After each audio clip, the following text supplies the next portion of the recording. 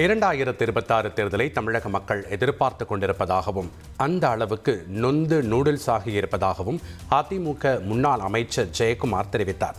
சென்னை பெரம்பூர் ஜமாலியா பகுதியில் நலத்திட்ட உதவிகள் வழங்கும் நிகழ்ச்சியில் கலந்து கொண்ட பின் செய்தியாளர்களிடம் பேசிய அவர், திமுக வரலாறு காணாத தோல்வியை தழுவும், அதனை மறைக்கவே கோயபல்ஸ் பிரச்சாரத்தில் ஈடுபட்டு வருவதாக தெரிவித்தார்.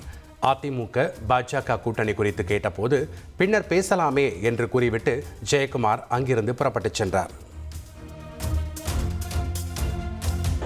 இன்றைக்கி பார்த்தீங்கன்னா 2026 எப்போ தேர்தல் வரும்னு சொல்லி தமிழ்நாட்டு மக்கள் எதிர்பார்க்குறாங்க. ஏன்னா அந்த அளவுக்கு இன்றைக்கி மக்கள் பெருமளவுக்கு நொந்து நூடுல்ஸாக இருக்காங்க.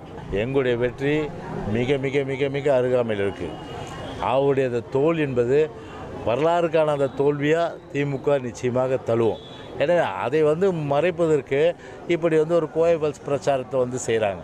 திருமண தம்பதிகளை கூப்பிட்டு பிரியாவுடைய தந்தை ராஜன் மிரட்டார்னா அப்போ எந்த அளவுக்கு அதிகாரத்தை வைத்துக்கொண்டு ஒரு பாமரை மக்களை மிரட்டி ஒரு பணியை வைத்து ஒரு அடிபணியை வைத்து அவர்களை மிரட்டுகின்ற அந்த துணியை இன்றைக்கி எடுத்திருக்குன்னா இதை விட பார்த்தீங்கன்னா ஒரு அராஜக அரசு நிச்சயமாக இருக்க முடியாது.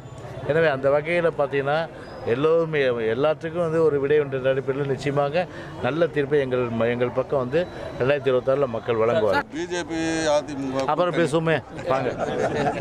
அதிமுக கூட்டணியில் பாஜகவை அமைதியாக இணைத்தது போல மேலும் பல கட்சிகள் இணையும் என அக்கட்சியின் பொதுச் செயலாளர் எடப்பாடி பழனிசாமி செயற்குழு கூட்டத்தில் தெரிவித்துள்ளார்.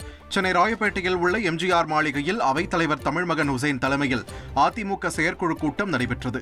இதில் பேசிய அதிமுக பொதுச் செயலாளர் எடப்பாடி பழனிசாமி பாஜக கூட்டணி உறுதியானது போலவே இன்னும் பல கட்சிகள் கூட்டணிக்குள் வரும் என்று தெரிவித்துள்ளார்.